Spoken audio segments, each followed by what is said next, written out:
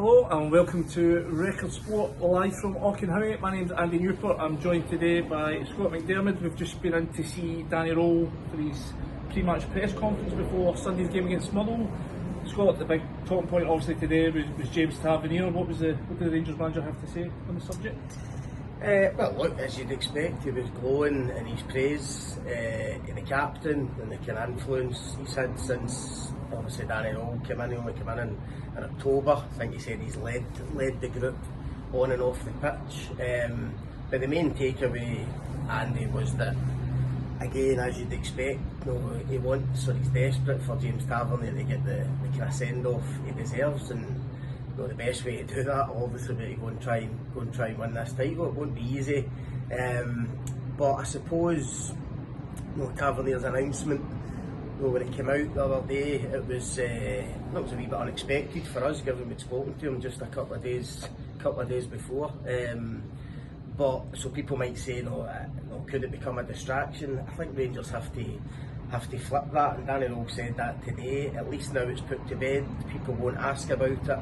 They know James Tavernier won't be here next season, so they need to flip it and make that the incentive to go and win the title and make sure he gets that big goodbye. I mean, is there a danger that it could be distracting? I mean, we all remember back to, say, the 9-in-a-row season with Walter Smith and Richard Gough both that year announced they were leaving early, and the 10-in-a-row, and it did have an impact, didn't it? It just seemed to take the focus away at that point, and form did sort of slip. Look, I think there's no doubt, Andy, I think the announcement has probably surprised the club a bit in terms of the timing of it. I think Danny Rohl hinted at that today, that their stance on it was always that when the timing was right, i.e. the end of the season, that they would sit down with James Tavernier and discuss his future. But look, he has to look after himself and his family, and he and his representatives have obviously decided now's the right time to do it. And as I say, Rangers just need to try and look at it positively. It's dealt with now. They know he's going to be away at the end of the season. He won't get asked about it. Danny Rohl won't get asked about it.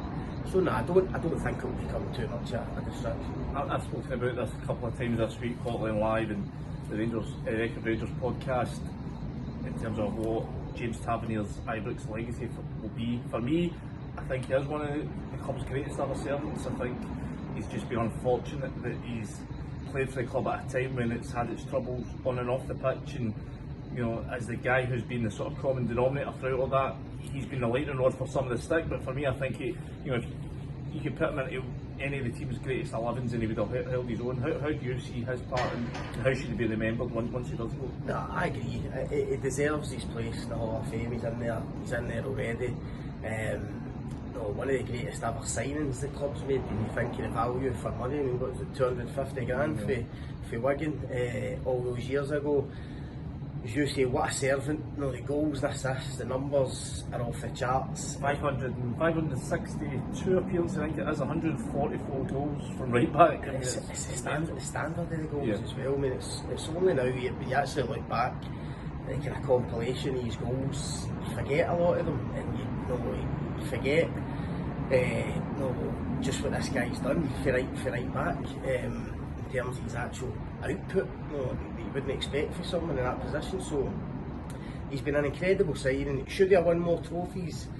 I think he should have. He'll say that himself. Even when they won the title in 2021, last time they did it, they should have had at least another cup that season, for example. So I think he'll always kind of slightly, he'll always look back on that with a wee bit of regret that he should have had more silverware. But I agree with you. I mean, he's unfortunate for him. He's been part of some poor squads at Rangers at a time when obviously they were trying to get back to competing for titles after being down the league. So you feel for him in that sense, but it shouldn't take anything away from his legacy. I mean, he's been an unbelievable player, unbelievable servant, and he'll be desperate to sign off and getting a medal at the end of the season. I mean, it does feel like an end of an era. I mean, he has been here for so long, and it occurred to me this week I was watching one of the highlights reels of his goals, and his first ever goal for Rangers was that free kick against Hibs at Easter Road back in it was a Petrofac Cup tie, I think it was. And I was off on paternity leave. I remember sitting in my living room watching it. I gave it my newborn daughter and my mum, but she's now off to high school with a couple of years. So it just shows you that the length of time here, and there's been a generation of fans that have grown up knowing nothing more than having James Tavernier as part of this team. You're right, it's so rare now in modern football for somebody to stay at a club for 11 years, and that's why I hope he does get his testimony. I know there's a wee bit of debate about whether he'll get a game or not. I think he should.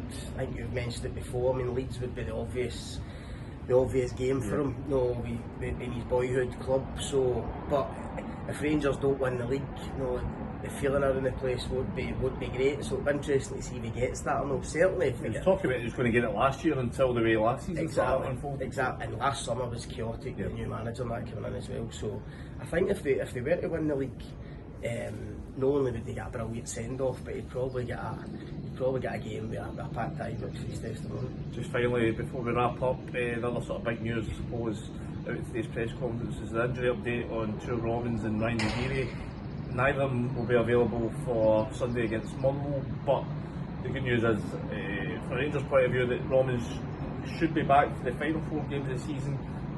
Also on the Deary, better prognosis than it was the case 10 days ago, says Danny Rohl, but still not sure if we'll see him again this season. Yeah, the fear was that Nadiri would miss the rest of the season, but it looks a bit more positive. He might manage to get back, but I suppose the big one's Romans getting him back for Tynecastle potentially, which is obviously going to be a massive game, Bank Holiday Monday, against the current league leaders, obviously. So to get your first choice left back back for that game, he's had such an impact, Romans, since he's come in. I think we both agree he's just a different player to young McDermott, who's deputised for him. So to get Romans back, they've obviously had a few days in Spain, they've got him up to speed again. Disappointing that he'll not be back obviously for Motherwell on Sunday, but as I say, if he can, if they've got him available for Tynecastle, it'll give him a massive boost. Well, it's another huge weekend in the title race, and you can keep up to date with everything going on in the Scottish Premiership and online at Record Online and also in the paper. We thank you for joining us.